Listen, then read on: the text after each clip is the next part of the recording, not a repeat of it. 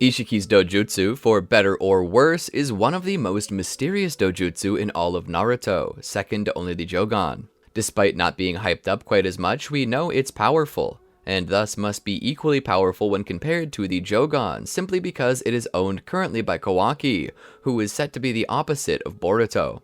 And according to the laws of equals and opposites, for the story to really have any form of thrill to it, this dojutsu must be comparable to the Jogan. Still, it remains mysterious. Ironically, further cementing the law of equals and opposites between Boruto and Kawaki, while Boruto's eye maintains mysteriousness by being named but never seen, at least so far in canon, Isshiki's Dojutsu is the direct opposite, being seen but never named. Now, as with all concepts within the Naruto world, I like to play around with it in my mind and see where it takes us. So for this what if, I plan to take this mysterious new ability and give it to Naruto, just to see where in the world it'll take him. Considering it is a rather hacks ability with limited stamina drain, I have high expectations for where it will take Naruto. Welcome to the Amagi! Before we begin, we publish a new video every day, so be sure to subscribe to our channel and ring the bell to get notified about our latest videos. Also, we just released some brand new merch. If you'd like to show your support for the channel even further while at the same time repping stylish clothing, be sure to check that out as well. The store is linked below. YouTube's been unsubscribing users from channels lately, so if you're a fan of us, please do us a favor and double check to see if you're still subscribed. It only takes a second, and it helps us a ton here at Amagi. And with that out of the way, let's get into the video. Alright, so before we begin, I think it's proper that we actually know what this dojutsu is. Having never received an official name, it's merely known as Isshiki's Dojutsu, since he is the first and most prominent user of it. This dojutsu has displayed many abilities that are actually quite powerful when you think of it, the abilities making its power, to me, at the high ends of Mangekyo Sharingan level, as it offers two very unique abilities that seem almost overpowered at first glance. And, well, probably at final glance too. These abilities are just OP. Just as Sasuke could set you on fire forever and Itachi could put you into a world of genjutsu that could last as long as he wanted, Isshiki's Dojutsu comes with very similar hacks abilities. These abilities are named Sukuna Hikona and Daikokuten. In very similar fashion to both the Rinnegan and Sharingan, these abilities are named after Japanese deities. The first being a dwarf kami, a reference to the fact that the ability can be used to shrink things, and the second ability being named after the kami of wealth, a reference to how the ability can be used to store and call any object that comes into your possession. Now that I've explained the nature of the dojutsu, we can continue. There's one last thing to expound upon. That would be its name. I'm not going to call it Isshiki's Dojutsu every time Naruto uses it. It needs an actual name. The dojutsu itself has a particular appearance about it, and going off just a hunch I found in the Naruto fandom's wiki, they seem to believe that the design of the eye is based on the Wheel of Dharma. The two look very similar, so I think this guess is spot on. According to Wikipedia, Dharma comes from the words law and keep. And so, as I was thinking about it, the law eye, something I would call it to reference what it was based upon, would translate to the word Hogan in Japanese, which is funny because it sounds like Jogan, a parallel I made to Isshiki's Dojutsu earlier when referencing that they had to be equals and opposites. So for now, let's just call it the Hogan. Naruto, the Jinchuriki of the Nine Tails, was orphaned on the day of his birth when a mysterious masked man attempted to pilfer the tailed beast from Konoha. Having it implanted into him by his dying parents, Naruto was raised as the monster he was used to in prison, people only seeing him for the beast within, acting as if he were the Nine Tails incarnate. This left Naruto isolated, which gave him much time for self-reflection. Not that this reflection would allow him to know what he truly was. After all, no amount of quiet time would allow him to talk with the dormant Kurama within him. He didn't even know how to try. However, the things pertaining to himself outside of his duties as Jinchuriki he came to know. First off, he had a lot of stamina. What can you say? He was an Uzumaki, a clan best known for their chakra reserves which kept them lively, not only in stamina but for life, living well into the years where most people passed, staying relatively spry for people who could live to be over 100 years old. This stamina and strength he tended to use to cause trouble. After all, bad attention was better than no attention. But the more he became self-aware, the more he realized he was different, that there wasn't anyone like him in the village. He was blonde, had strange pigmentation, had more stamina than most other children, which enabled him to be more rambunctious than those other children, and his eye had particular abilities. He witnessed it one day in the mirror as he was brushing his teeth. At first it startled him, but he slowly grew to get used to it. He thought it was quite pretty.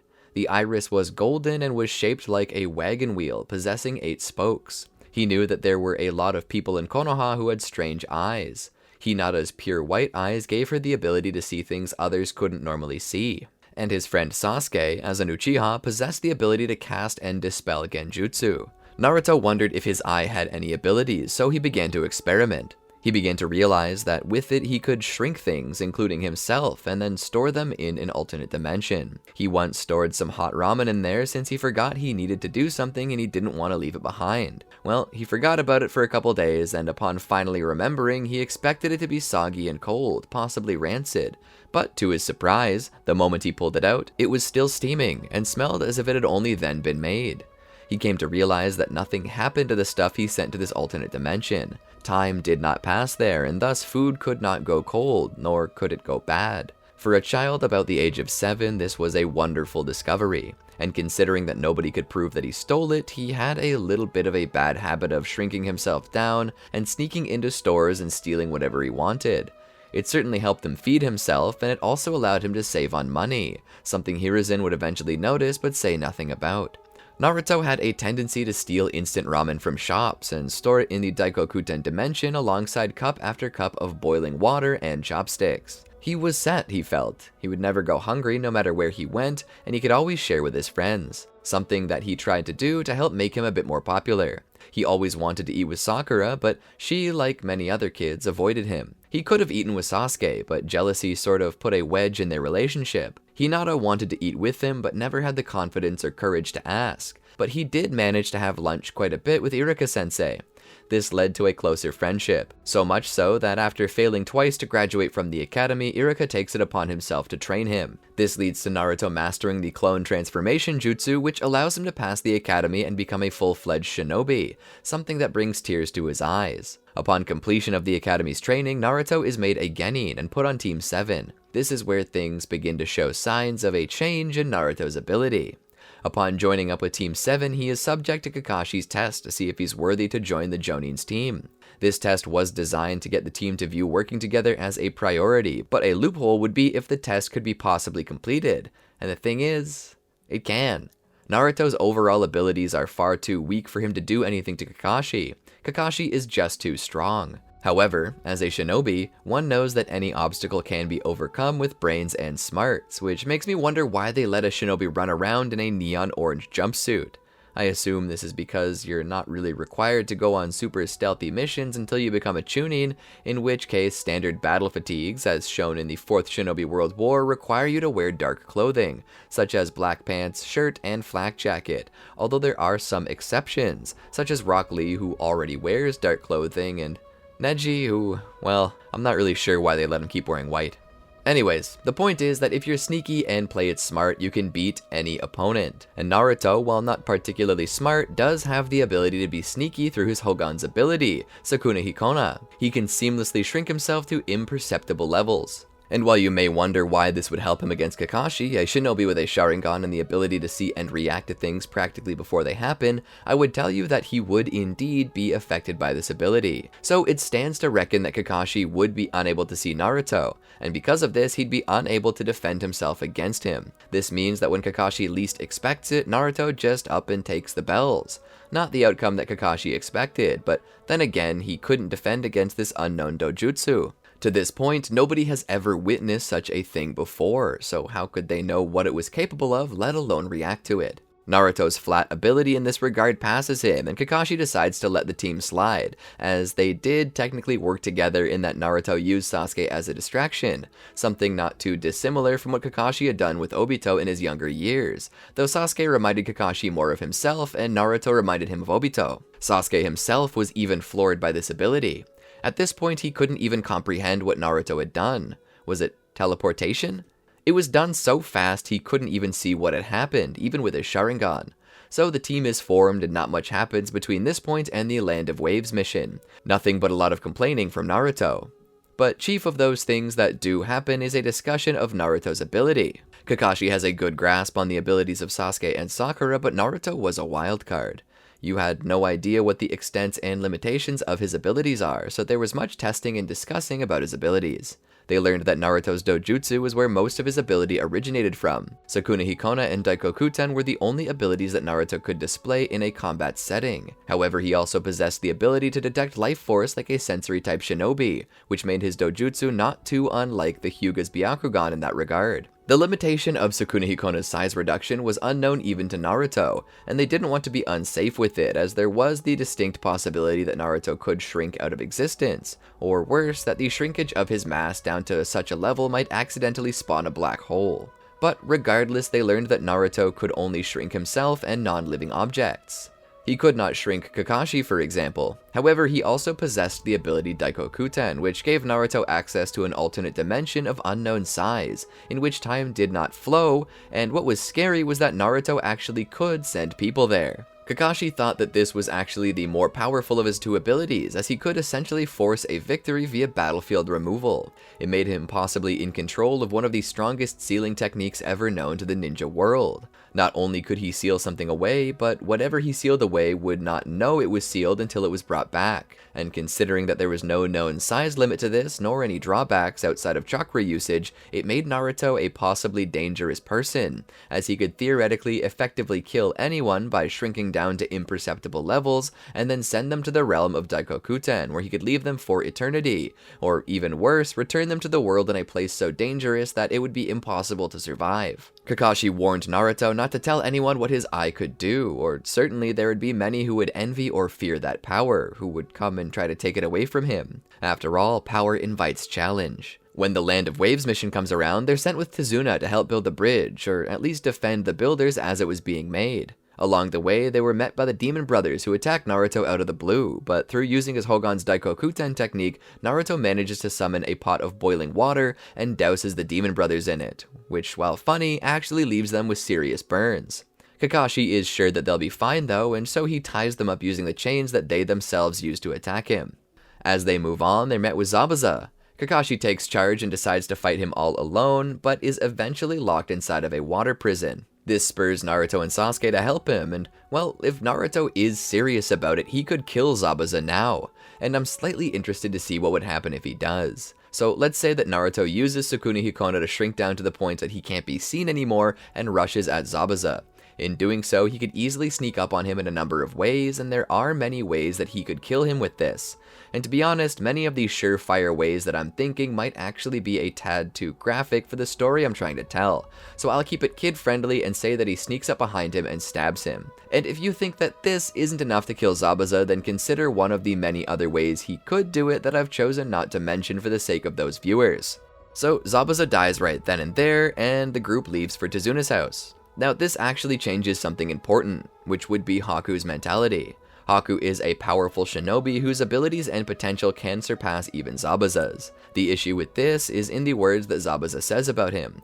Haku is far too gentle to actually be a bloodlusting murderer, and because of that, his potential is squandered. However, Haku has one thing in the world that he loves the most, more than life itself, and that thing is Zabuza. If Zabuza were to be murdered here and Haku managed to work himself into a bloodlust over it, Haku suddenly becomes a very dangerous shinobi, capable of killing a lot of people, likely most average Chunin and possibly even Jonin. Given his speed and abilities, even Kakashi might be in trouble. He'll certainly have to make use of that Sharingan just to survive and have a chance. So moving on, let's see what happens. Reaching the home of Tazuna, they would rest for a while.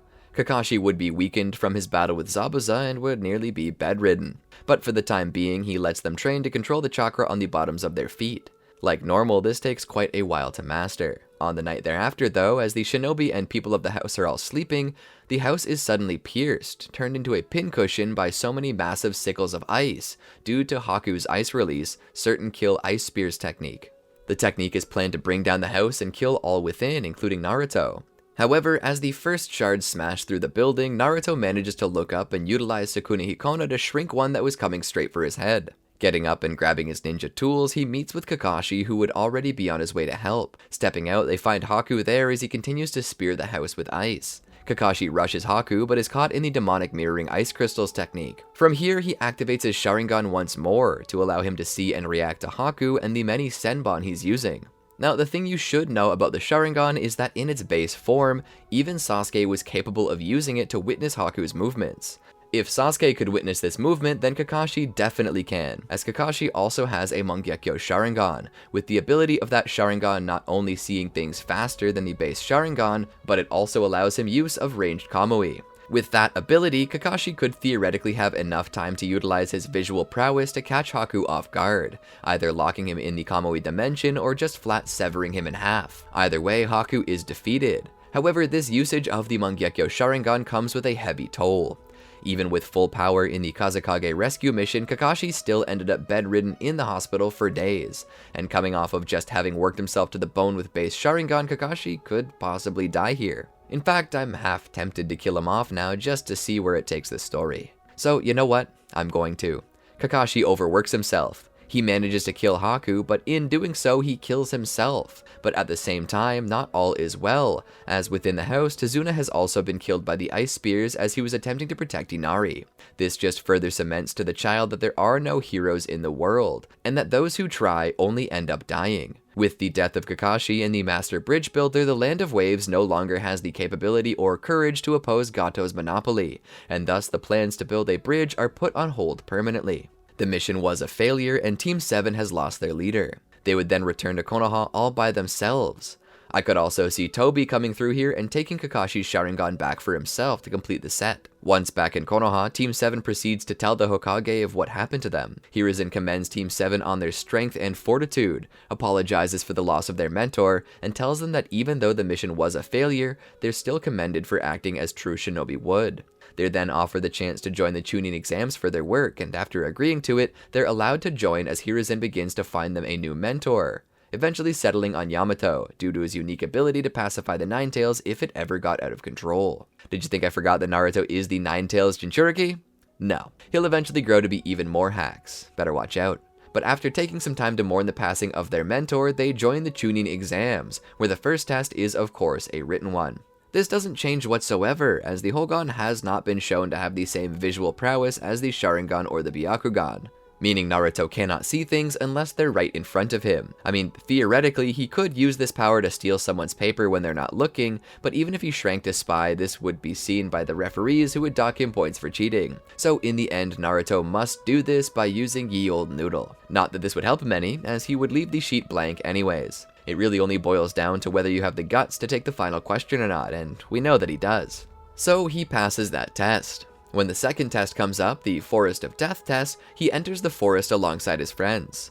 But when Orochimaru, under the disguise of Shiore, appears, he ends up separated from the team. Now, I have reached a little bit of a question with this one.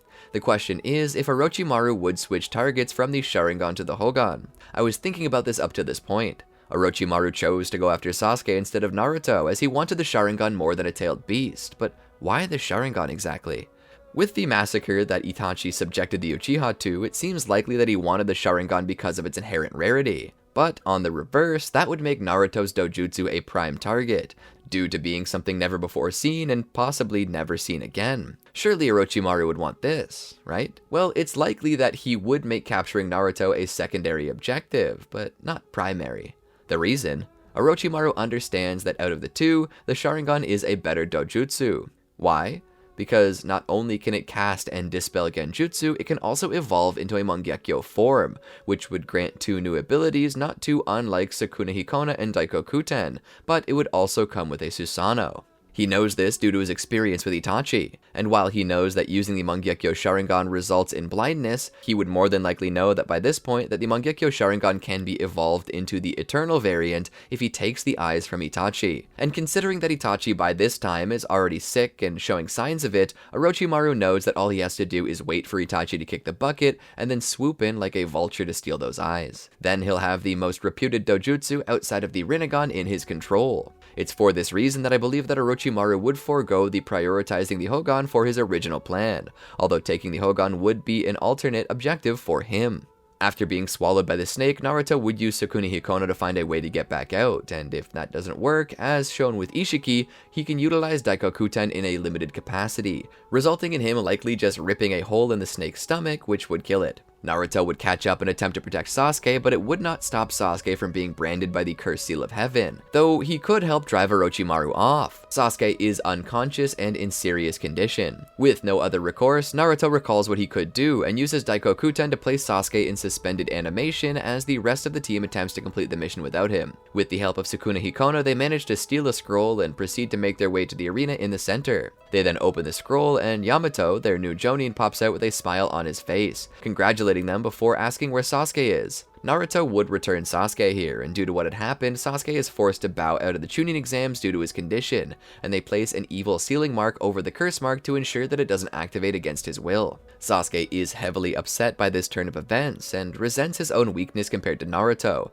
realizing that Naruto's Dojutsu has made him practically invincible. When the first rounds of the exhibition start, Naruto finds himself up against Kiba and Akamaru, who he manages to defeat with the use of his special Dojutsu. After this, he receives a month off, and during this time would run into Jiraiya, who would proceed to train him. He would teach Naruto the presence of Kurama within his body and how to communicate and draw chakra from him. He would also teach him how to summon toads, to which Naruto summons Gamabunta to fight. Here's the thing though, I could see Naruto growing even better with his visual prowess, learning to control it and even using it better. I could see him learning how to utilize the same disruption cubes that Isshiki could, and if he can use those, well, I can just see him spamming this attack to damage Gamabunta. The raw power Naruto displays with the use of his Hogan is incredible, and is enough to earn him the Giant Toad's respect. Returning to the Chunin exams, the exhibition matches reach their climax as Naruto has to face off against Neji Hyuga. Neji and his Byakugan are a real threat to Naruto, but this doesn't stop Naruto from rushing in anyway. However, his control over his abilities help him quite a bit. He drops disruption cubes on the edges of the arena to dampen Neji's senses,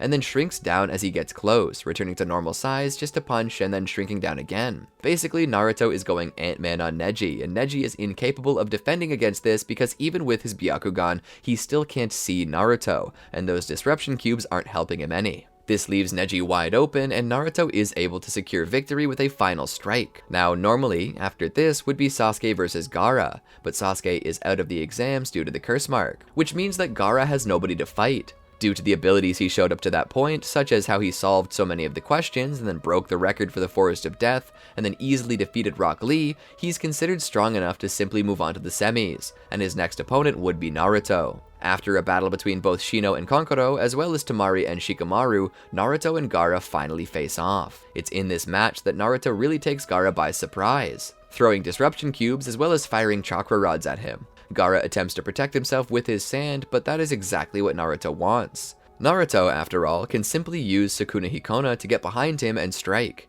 And if Gaara balls himself up completely, he can't win because he is too long on the defense. So as soon as that attack lets up, Naruto is on him like a flash. This would result in Gaara's defeat, and much like with Sasuke, the loss leaves him so unhinged that he can't play his part. So Kabuto puts the stadium to sleep while the Sand siblings escape. Due to Sasuke not being there, Gaara and his siblings escape, and Naruto is only awakened by Sakura to watch as the Hokage is killed by Orochimaru. Well, killed is a strong term. Driven to the Reaper Death Seal is more like it, since Hiruzen went out on his own terms. Still, that leaves Konoha without a Kage, and guess who's sent to get one? That's right, Naruto and Jiraiya. Naruto and Jiraiya are to go find Tsunade and bring her back, but here's the thing.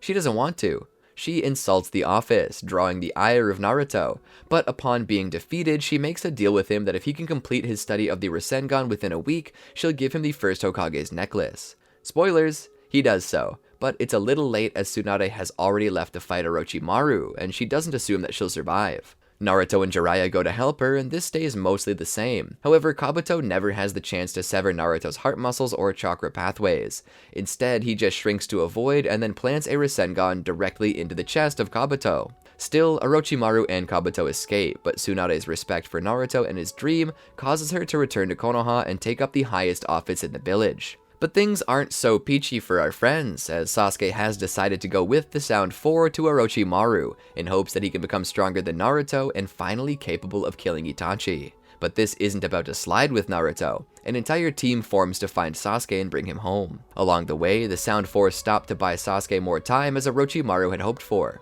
Each member of the Sasuke recovery team stopped to help Naruto continue on to get Sasuke. That is, until Naruto himself is stopped by Kimimaro, the 5th member of the Sound Four. Now, Lee has survived and returned to being a shinobi with Tsunade's help. However, due to Naruto never fighting Gaara and Shukaku, Gaara never has a change of heart, meaning he doesn't show up. It means that it's only up to Naruto and Lee. And Naruto manages to beat Kimimaro with the help of Lee, as he uses Sukuna Hikono to shrink and then removes the entire left side of Kimimaro's body with Daikokuten. I'm gonna be honest, Naruto is spamming this technique, and why wouldn't he? These hacks abilities are so broken it's not even funny.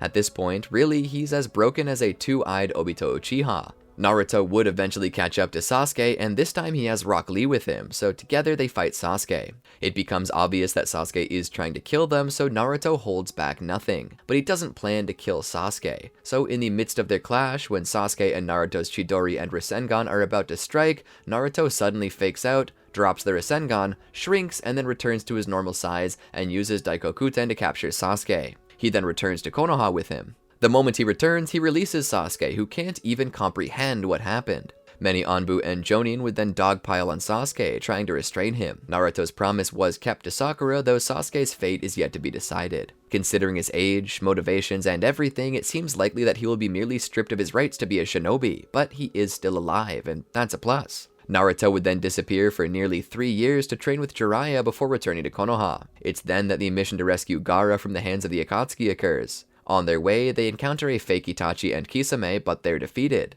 However, they find it too late as Gaara has died.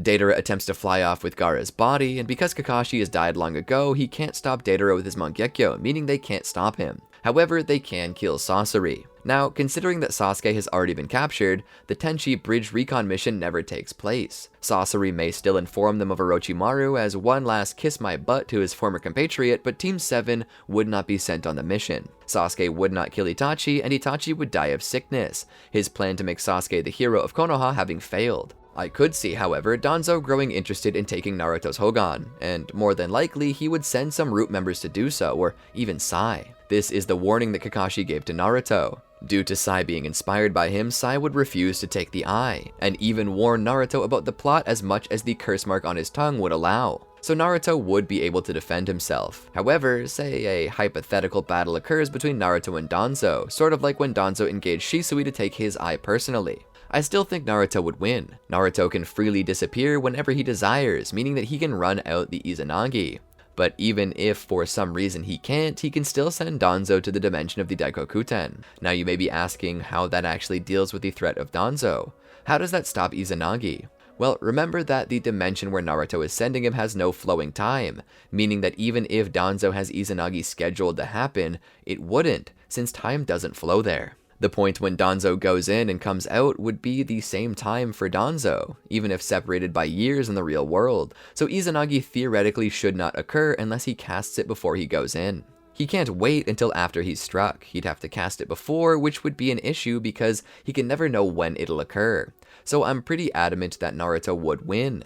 The Akatsuki suppression arc would soon take place, as the Elite would want to put them down for killing a fellow Kage, that being Gaara. They would be labeled international terrorists, and Konoha would be doing their part in taking them down. However, if we assume that Naruto's on the team, I highly doubt that Asuma Sarutobi would die, as Naruto can literally just send Hidan to the Daikokuten realm to get rid of him. Kakuzu would likely suffer a similar fate. I mean, Naruto just blitzes with these abilities. The next threat would be Pain, who would be sent to take the Nine Tails, but here's the issue. Even these 6 paths aren't immune to Sukuna Hikona and Daikokuten. They have space-time jutsu, as anyone with the Rinnegan does, but that's not going to save them when they get sent out of time and can't see it coming. However, the amount of damage they do is heavily dependent upon if Naruto has gone to train under the Toad Sages of Mount Myoboku, and to keep Naruto from getting underpowered, as I believe Naruto would train regardless of his ability, Naruto gains Sage Mode. Of course, once the Pain arc ends, Tsunade is still in a coma and she's unable to lead. So who would become the leader? Well, it would have to be someone strong, wise, and intelligent.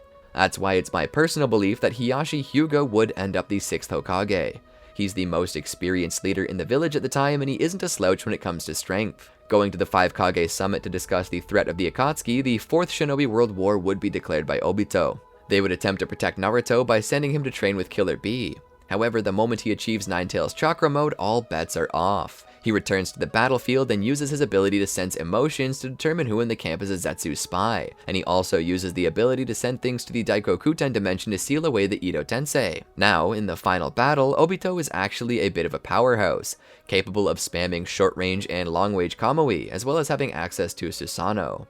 Or, well, I'd like to think so, but it seems that I wrote myself an accidental Chekhov's gun here, as I didn't think at the time that Obito would require a Rinnegan to become the Ten Tails Jinchuriki. However, I suppose it's not that bad of a Chekhov's gun, as even if he loses his eye a second time in favor of a Rinnegan, he'll retain his Susanoo forever, just as Madara did when he was revived blind. If you recall, when he was revived, his false Rinnegan crumbled away, yet he could still use the Susanoo. Not sure exactly why. Either way, with a Susanoo, he actually becomes far stronger. Considering he may not use long-range Kamui, Obito can still use short-range Kamui. This is actually a very bad matchup for Naruto. Naruto's Sukuna Hikona does indeed allow him to dodge things and seemingly disappear, but it doesn't make him intangible, and AoE attacks can still affect him. And I'll tell you, Obito has a large area of effect. Naruto can't get through the Susanoo, but it stands to reason that the Susanoo can get through him. Naruto's Daikokuten attack becomes practically useless. To be frank with you, Kakashi's Sharingan was the only thing that saved Naruto in this battle, as you can't kill what you can't touch, and since Obito possesses dimensional displacement type intangibility, this means that he's not getting touched at any time. Not unless Naruto can manage to pull a Minato Namikaze, and to be honest, with the right distraction, fighting for the right length of time, I could see Naruto sneaking up on him. After all, Obito's ability doesn't technically make him completely intangible. It only makes the part you strike intangible, and only if he knows it's coming. But if Naruto could utilize Sukuna Hikona to shrink away from the fight, it's possible, if not likely, that he could eventually get the drop on Obito. And if he does, he can send Obito away for eternity if he wants. And if Naruto does that, the Eye of the Moon plan is flushed, because Madara needed both of his Rinnegan to cast the Infinite Tsukiyomi. That being said, Madara's resurrection would also be impossible, as he would need Obito to do this, and right now, Obito is chilling with Danzo and the Edo Tensei in the world of timelessness. So when you really get down to brass tacks, Naruto really would be able to just flat out end the threat of the Akatsuki with this broken Dojutsu.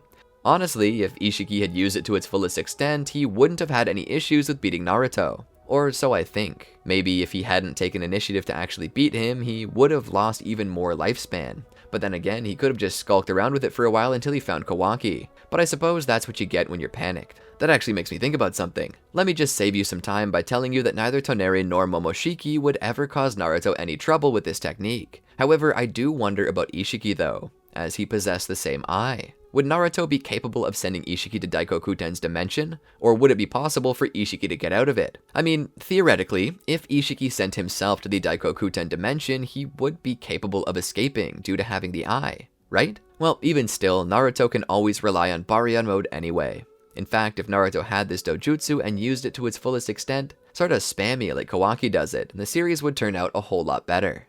But that's just my 2 cents. What do you think? Tell us in the comments below. I love reading your thoughts on things. Peace out. Did you enjoy our video? Well, then be sure to check out these other great videos from the Amagi, and make sure to subscribe and ring the bell to get notified about our latest videos.